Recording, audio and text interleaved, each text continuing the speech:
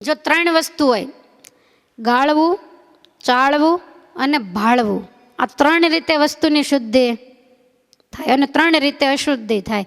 તો પ્રવાહી પદાર્થ છે એ બધા જ ગાળવાથી શુદ્ધ થાય.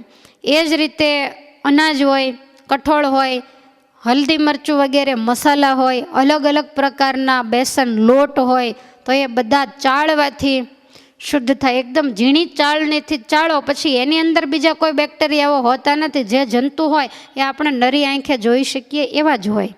એટલે એને બરોબર ચાળવા જોઈએ. ઘણા આખા મહિનાના ઘઉં દળાવી નાખે ને પછી આખો મહિના ન ચાળે. હા, અઠવાડિયું 10 દિવસ ચાલે, તમે ચાળીને ભર્યો છે તો. પણ વાતાવરણના હિસાબે અમુક સમયે પાછું અંદર જરા જોવું પડે, એને ફરી વાર ચાળવો પડે. અથવા તો મોણ દઈને બરોબર દબાવીને ભર્યો હોય તોય બહુ એવો પ્રશ્ન ઊભો નથી થતો, પણ એને તપાસવો તો પડે જ. તો આ રીતે શુદ્ધિ થાય. પછી અમુક વસ્તુ કેવી છે, દાખલા તરીકે ખાંડ હોય, પછી ગોળ હોય, તો એને બાળવાથી શુદ્ધિ થાય. કહેતા દ્રષ્ટિએ કરીને એની શુદ્ધિ થાય છે.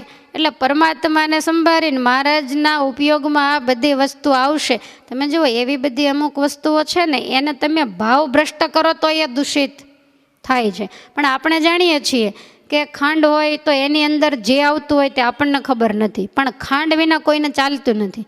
ગોળની અંદર જે આવતું હોય તે આપણને ખ્યાલ નથી. બને ત્યાં સુધી અપવિત્ર વસ્તુ એમાં ન આવે ગોળમાં. પણ એ સિંચોડામાં રસ જ્યારે તૈયાર થતો હોય ત્યારે એની અંદર જે કાંઈ પીસાઈ ગયું હોય, પછી ઉકળતું હોય, તો એની અંદર મોટા મોટા કડાયા હોય, તેમાં કાંઈ જીવજંતુ રાત્રિના સમયે ઉકળે તો ઉપર લાઇટો હોય, તો એની અંદરથી જીવજંતુ અંદર પડતા હોય. હવે એ ઘાટો બનાવી અને પછી એના ભીલા જ્યારે બનાવવામાં આવે ત્યારે એ બધી અપવિત્રતા હોય. પણ હવે ગોળને ગાળવો તો ગોળને ચડાય કંઈ ન થાય.